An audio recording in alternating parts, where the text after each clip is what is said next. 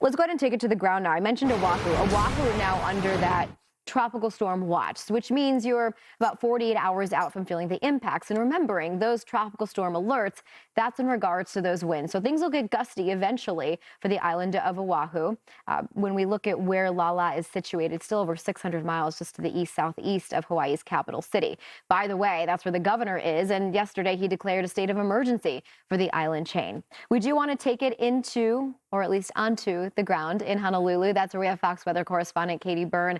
Katie, I know you arrived late last night. First time in Hawaii. It is such a beautiful and special place. One, because of the people, two, because of the views. But when we talk about that declaration, it really just ensures, right, that you have those resources available wherever they're needed most. I don't think where you are, Honolulu, will feel too bad of impact, but still heavy rain and also some gusty winds. Yeah, and the big update for us this morning, Marissa, is the fact that we're now in this tropical storm watch. So those conditions are expected, and we're going to keep our eye on it. But that threat from Lala is growing here on Oahu because we're included in that tropical storm watch now. Despite that, it's sunny today, as you can see. You know, this is kind of the calm before the storm, though a lot of people who live here are telling me it usually doesn't sound this loud in terms of what those waves are like right behind me. So they're pretty choppy. We had a view of the high tide here a little bit earlier this morning around 5 o'clock local time, where we had those waves crashing up over the ledge, and we were able to see the sunrise. And with that, we saw just some choppy conditions out there, which some surfers are taking advantage of. But that's what a lot of people have been commenting on, that it's a lot louder than it would normally be. And still, while it's somewhat calmer today than what we can expect in the coming days, emergency crews are taking this time to get ready for this. They have police over in Honolulu preparing for the possibility to potentially deploy once conditions deteriorate, and for us, that's expected to start tomorrow.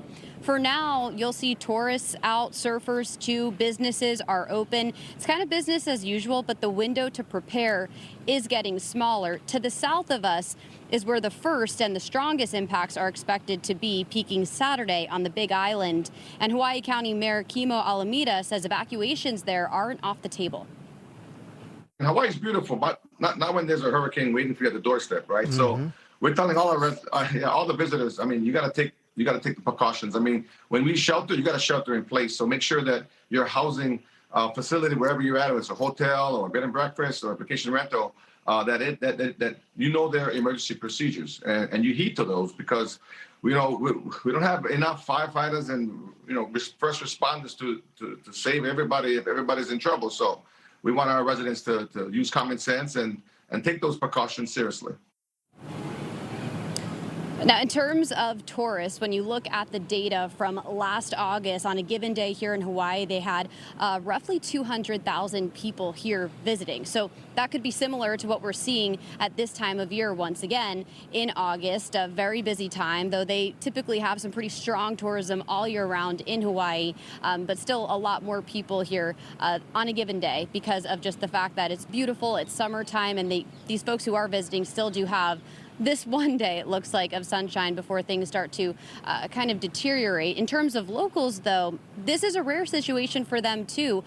When you look at direct hurricane hits in Hawaii, we've only had 3 in the last 77 years. So I think all people that we're talking to seem to be taking this seriously, guys. And I think when you consider the islands that are a part of Hawaii, not every island, right? The landfalling systems that we've had targeting different parts of Hawaii.